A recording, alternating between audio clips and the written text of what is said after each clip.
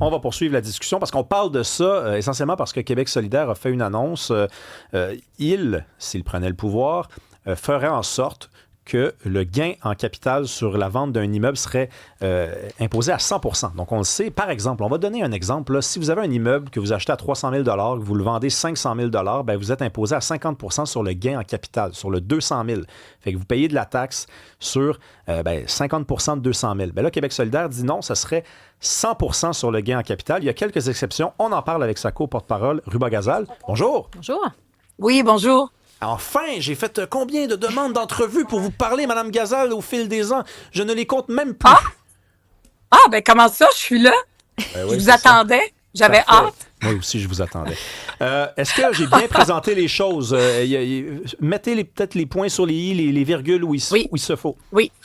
Ben, ce matin, j'étais avec Mathilde, une locataire qui habite depuis de nombreuses années dans le logement ici que vous voyez devant moi. C'est un immeuble et ça a été vendu par sa propriétaire avec qui ça se passait super bien. Tout l'immeuble, il y a 6 logements.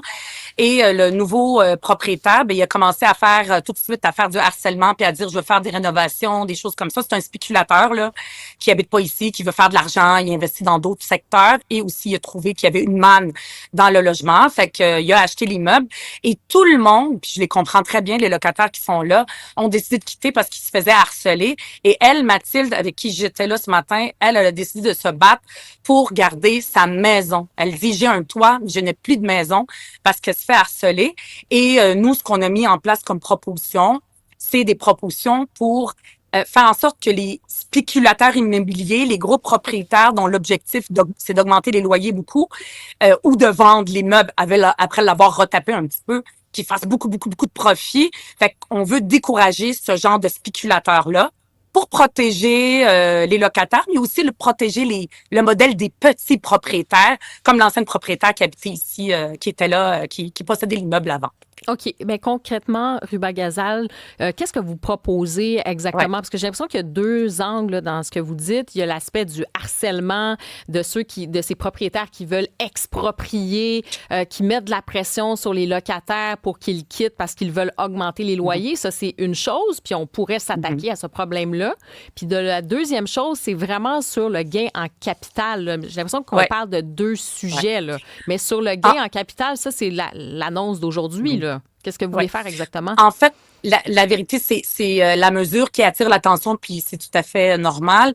La vérité, Madame Brick, c'est qu'on ne pourra pas régler une crise qui est en train de se dessiner depuis les 20-30 dernières années, où c'est rendu comme une fatalité qu'à chaque 1er juillet, il y a des gens qui se retrouvent à la rue, ou il y a des gens qui perdent leur logement à cause de cas comme Mathilde. Mathilde, elle a eu le courage de parler, mais des cas comme ça, moi, j'en ai plein dans mon bureau, puis il y en a comme ça un peu partout au Québec, parce que les loyers ont augmenté tu sais, même à Sherbrooke, ils ont augmenté de 90 % dans les 10 dernières années. Le coût des gens qui veulent devenir propriétaires depuis les 5 dernières années, ça a augmenté de 67 %. Fait que pour régler ça, ça prend pas une seule mesure, c'est impossible de régler ça. Maintenant, la mesure, on en a proposé plusieurs. Celle dont vous parlez aujourd'hui, c'est de dire que un spéculateur comme celui qui a acheté l'immeuble, ben lui, pourquoi il l'achète? Parce qu'il peut augmenter les loyers très, très, très fortement.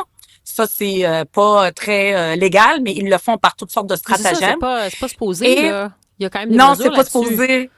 Ben oui, mais c'est impossible avec le tribunal administratif du logement pour les locataires de défendre leurs droits. Ça prend Mathilde qui venait à mon bureau depuis très longtemps pour se faire aider et d'avoir un courage inouï pour pouvoir se défendre. On peut bien avoir des lois qui nous protègent sur papier, ça va pas plus que l'encre et le papier là mais sur ça, lesquels ces règlements ont été. Plus de ressources, c'est ça qu'on devrait faire là-dessus sur ce dossier-là. Ben ça, on a déjà proposé des mesures pour réformer le TAL. Ça peut être plus de mesures, mais ça serait aussi de réduire les conflits entre les propriétaires et les locataires, de pas avoir des spéculateurs qui achètent. Fait que si je viens avec la mesure, une des nombreuses mesures qu'on propose, mais je vais revenir à celle-là sur le gain en capital. En ce moment, là, les gens qui nous écoutent, monsieur, madame, tout le monde, qu'est-ce qu'ils gagnent dans la vie? C'est un salaire. Leur salaire qu'ils reçoivent, ils sont imposés là-dessus à 100 %. C'est-à-dire qu'ils prennent 100 % de leur salaire et ils le mettent dans leur déclaration de revenus et ils payent de l'impôt. Mais ils Mais sont le pas imposés spéculateur, en termes de pourcentage, c'est pas 100%, là. Non, mais ils sont imposés sur 100 Ben du oui, salaire. non, mais c'est la même chose pour le gain en capital, Madame Brick. Je vais Mhm. l'expliquer parce que c'est vrai que la fiscalité, c'est pas tout le monde qui est simple. C'est la même chose pour le gain en capital. Nous, on propose pas d'être imposé à 100%. C'est 100% du gain que tu mets dans ta déclaration de revenus, puis tu payes de l'impôt en fonction de l'échelle à laquelle tu es rendu. C'est la même chose. Fait que c'est juste qu'il y en a un, c'est un gain en capital, mais c'est un revenu. Et il y en a un autre, c'est un salaire, mais c'est un revenu. Donc, les gens qui nous écoutent, qui gagnent un salaire, c'est la majorité des gens, ils prennent 100% de leur salaire, puis ils le déclarent dans leur déclaration de revenus, puis ils payent de l'impôt là-dessus. Pour ce qui est du gain en capital, comme le gros propriétaire qui a acheté puis qui est en train de harceler les propriétaires Vous et êtes les devant la locataires. Ouais, c'est ça. Vous êtes Lui, devant la porte, ouais. là, tabarnouche. Oui, oui. Non, mais Dites-nous je pas c'est quoi suis la rue, venue. là. Dites-nous Ouais, pas c'est c'est quoi la ça. rue, là. Ben non, Madame Mathilde, qui est la locataire, elle l'a dit à plusieurs Non, reprises. non, non, Ok. mais Et c'est là, pas en ce grave, moment, là. Faites pas ça, faites pas non, ça. elle l'a déjà dit. Elle l'a Ouais, déjà bon. dit de toute façon publiquement. Fait que des cas comme ça, c'est un cas, mais il y en a plein, ça se multiplie. C'est pour ça qu'on est dans une crise.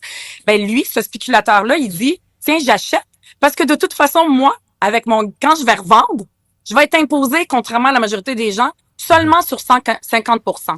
Ben nous, on veut faire en sorte que les gens comme les spéculateurs qui veulent juste faire de la grosse pièce, de leur dire, ben, va investir ailleurs, dans le logement, tu vas être imposé comme tout le monde à 100%, sauf si c'est un propriétaire qui habite là. Un propriétaire qui habite là, il est exempté, il va payer seulement 50%.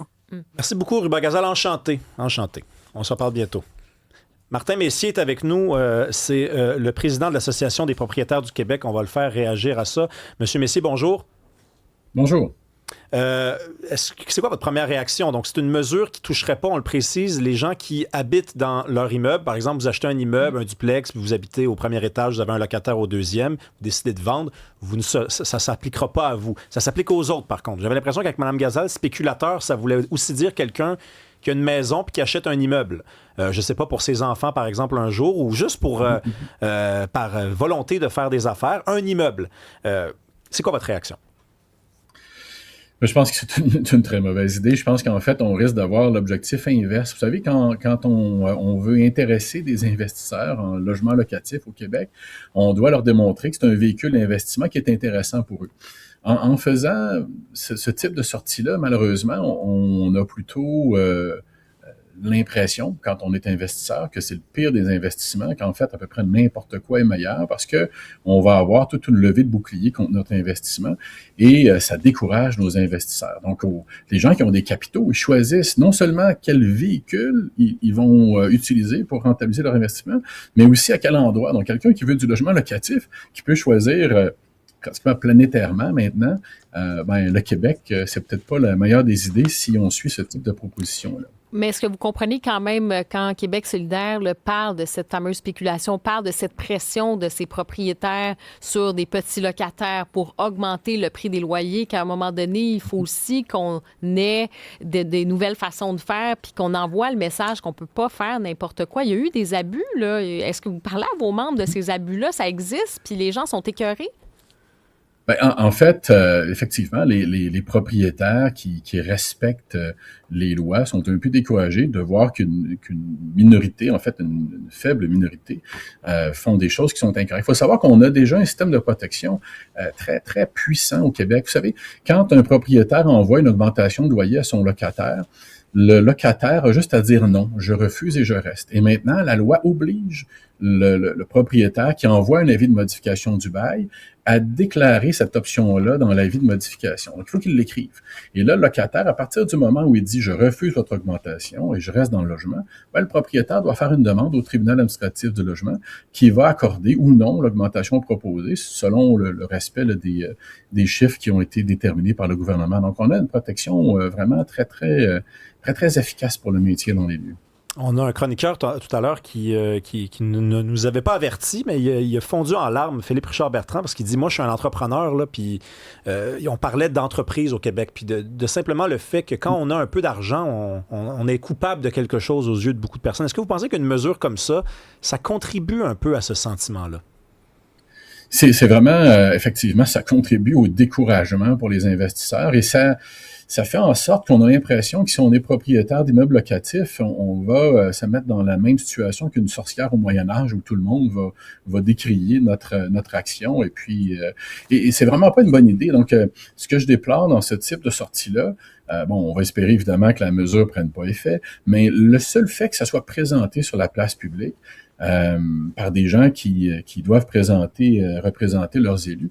Ça, en soi, je pense que c'est une mauvaise idée parce que ça vient décourager les investisseurs. Ça lance un message inverse. On veut lancer un message où il fait plaisir d'avoir des investissements immobiliers et pas l'inverse. Puis au Québec, on a cette particularité où on a beaucoup de petits investisseurs. Donc, contrairement à notre voisin, l'Ontario. Oui, mais il continuerait à faire de l'argent quand même. Là. Il continuerait à faire des profits. Là. C'est juste qu'il y aurait une imposition. C'est juste que ça serait le pire des investissements. Ouais. Si je vous dis acheter au Québec ou acheter ailleurs au Canada, votre réponse est simple.